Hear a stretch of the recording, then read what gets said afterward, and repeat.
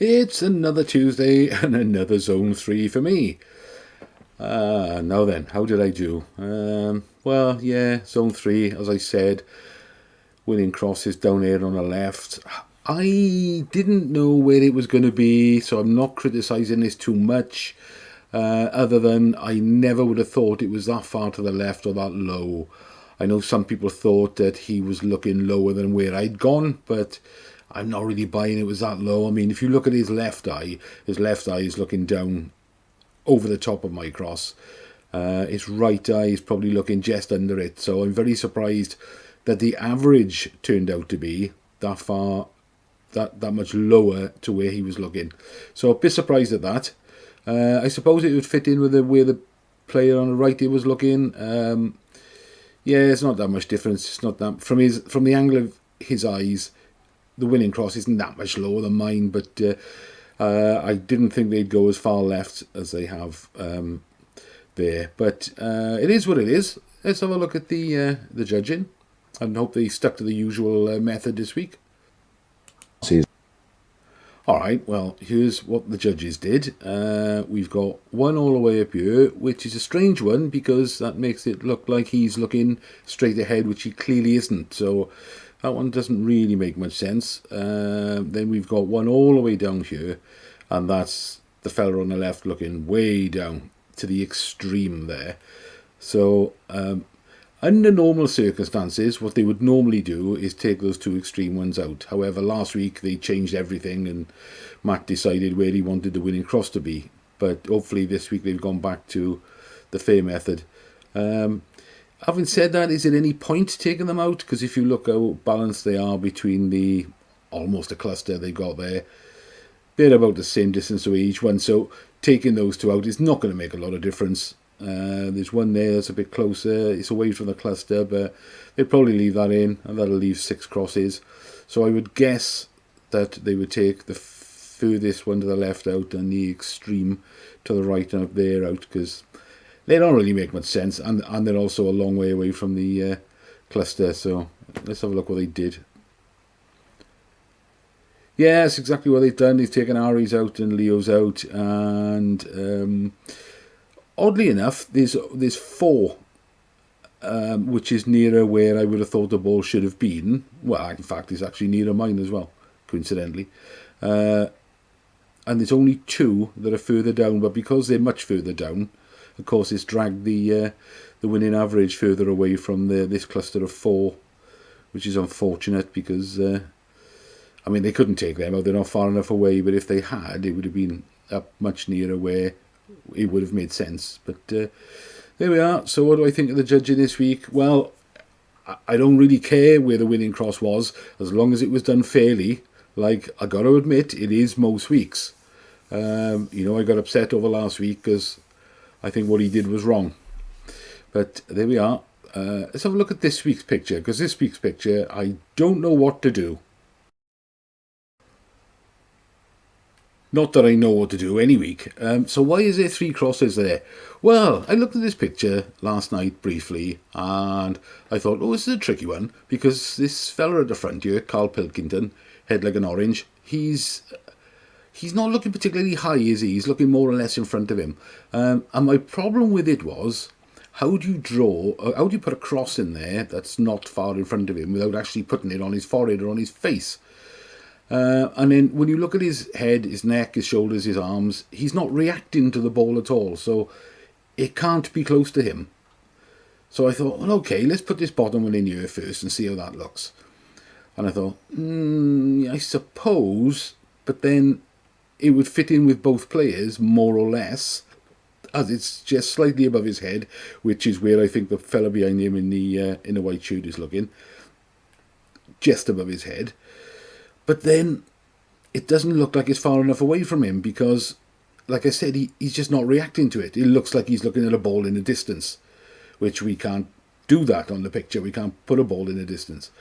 So I thought, okay, let's go a bit higher then. So I went up to the extreme. I went up to the top cross there. And I thought, no, that doesn't make sense now. All the way up there doesn't make sense for either player. It's way too high. So let's go in the middle. So I went in the middle. And so what do I think of that? Do I think they could be looking at that middle one?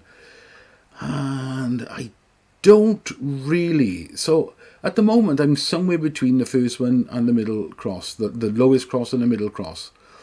But either way, I still think they're both too close to the player in the blue stripes for them to be feasible. So I don't know. It's. I think I'm going to have to go somewhere between the two. Let me draw a line up from his noggin up through the lines there. Yeah, I think the bottom one's too close. I'm not too sure about the middle one, so I'm going to draw a line through the two of them so I can get across to see where I'm going. And put something, about halfway between the two of them. I take that bottom one out and take that one out and the top one. I'm just left with that one. Now, can I get that to make sense, or is that too far away and he's not looking that high towards it?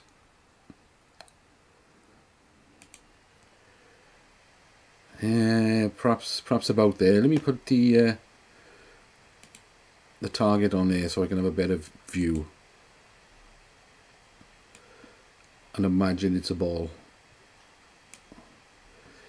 That's covered his eyes there, isn't it? So could they be looking at that zone one? Possibly. So I'm going to leave it there for now. I'll put that as the first coordinate in the comments. But I need your help on this one because I want to see what you guys are thinking and where you were going to put it. And I think I'm going to have to probably end up going by the average by this one on Saturday because I can't see a winning way out of this one for me. Just for me, mind. Because, like I said, even though it makes more sense in that the zone 3 is just touching on his forehead. Is it? 1, 2, 3, yeah. So zone 4 is over his face. Well, it wouldn't be over his face. So I think that's about as near as I'm going to go for now. But yeah, give me a coordinate, guys, so I can see where you were thinking. Oh, and what have I missed here? Because I don't think the guy at the back in white is looking particularly high either. But yeah, this still keeps concerning me, the fact that he's not reacting. So the ball can't be close to him, and yet you can't really put it any further away. And is he actually looking that high? Who knows? Right, let's have a look at Revcomps. Well, the next draw is Thursday. What have I got? I've down to one ticket on things these days. So I've got one ticket on the Aston Martin DBX for the 150 grand cash alternative. I've got one on this BMW 320D, the four-wheel drive, X-Drive one. I've got one on the Range Rover Evoque and one on this little Citroen DS3. But I think I might have covered them on Saturday. I can't remember, even though it's only a couple of days away. So what did they put on for tomorrow? Sorry, not tomorrow, Thursday.